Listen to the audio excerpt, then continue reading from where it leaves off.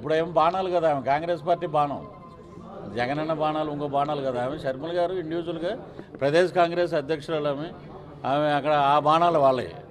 ఆ బాణాల వల్ల వాళ్ళకే ఎఫెక్ట్ అవుద్దో ఏమవుద్దో మనకు తెలియదు. కానీ కూటమి మటుకు రెండు జెండాల కలయిక ఒక స్థిరత్వానికి, ఒక ప్రజా సంక్షేమానికి, ఒక అభివృద్ధికి, రాష్ట్ర ప్రజల సుఖ సంతోషాలకి రెండు జెండాల కలయిక అద్భుతం. ఒకటే మార్పు ఉంది. ఇప్పుడు పృథ్వీరాజు ఇక్కడ ఒంగోలు నుంచి గెలిచాడు. పృథ్వీరాజుని తీసుకెళ్ళి ఎక్కడో పాడేస్తే ఎవడేస్తాడు ఓటు? ఇప్పుడు అవకతవకలు ఇప్పుడు ఎక్కడైనా సరే మనకి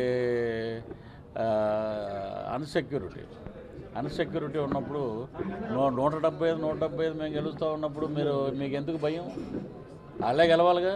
వాళ్ళు ఇచ్చిన రిపోర్ట్లు, పీకే రిపోర్టు, ప్రశాంత్ కిషోర్ ఇచ్చిన రిపోర్టు, లగడపాటి రిపోర్ట్ నమ్ముతారు కానీ పృథ్వీరాజ్ రిపోర్ట్ నమ్మరా? జరిగేది ఉంది. అది 2024 వచ్చేసింది. వర్డిక్ట్ అద్భుతంగా ఉంటుంది, తీర్పు అమోఘంగా ఉంటుంది. మొత్తం ప్రజలంతా కూటమి వైపే ఉన్నారు. ఇది మటుకు తథ్యం. 130 గెలుస్తుందనే ధీమా ఉంటే ఇప్పుడు ఆయన ఏంటంటే బ్రోలో అసలు నాకు తెలిసి ఇతను డ్యాన్స్ చేసాడని నాకు తెలియదు.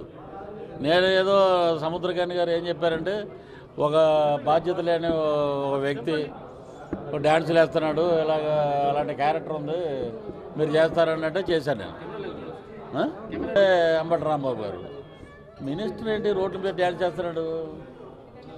ఇతను గడ్డం పెట్టాడు బోడీ గారిలాగా, డూప్లాగా. ఏంటిది అనుకున్నాను నేను. అప్పుడు ప్రచారానికి వెళ్ళాం, అప్పుడు క్లీన్ షేవ్. ఈయన కాదే అనుకున్నాను నేను. డ్యాన్స్ చేస్తాడు. డ్యాన్సుల గురించి, సినిమాల గురించి, కలెక్షన్ల గురించి, డిస్ట్రిబ్యూటర్లు, ఒంగోలు వాళ్ళు డిస్ట్రిబ్యూటర్లు, సినిమా హాల్లో కలెక్షన్ల గురించి మాట్లాడేవాళ్ళు వీళ్ళు మినిస్టర్లు ఏంటంటే ఇక్కడ ఏమైనా తెలుసా? ప్రాజెక్టుల గురించి 4.5 సంవత్సరం ఎవడైనా మాట్లాడా? ఎప్పుడు 3 పెళ్ళిళ్ళు 2 చోట్ల ఓడిపోయాడు, 3 పెళ్ళిళ్ళు 2 చోట్ల. ప్రజలు చూస్తున్నారు, తీర్పు అద్భుతంగా ఉంటుంది.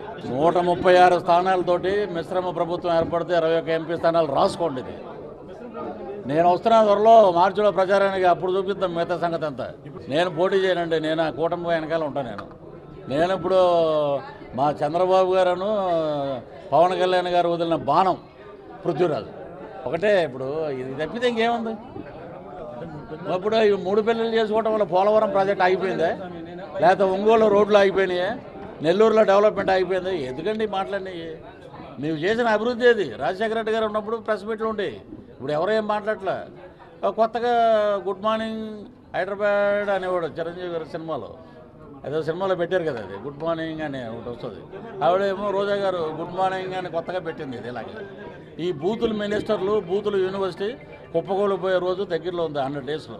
అసలు రాజధానే లేదు. 3 ఎక్కడి నుంచి వచ్చినాయండి? ఇంకా మా మనవాడిని అడిగా రాజధాని ఎక్కడంటే నోరు మూసుకోండి, ఇంకా మీరు ఎంత చదువుకుని ఎంఏ చదువుకుని ఏం మాట్లాడుతున్నారు? ఎక్కడ ఉంది రాజధాని? ఇప్పుడు ఎలక్షన్ మొదలవుతుంది, వచ్చాక ప్రచారరథం ఎక్కి దుమ్ము దులుపుతాను.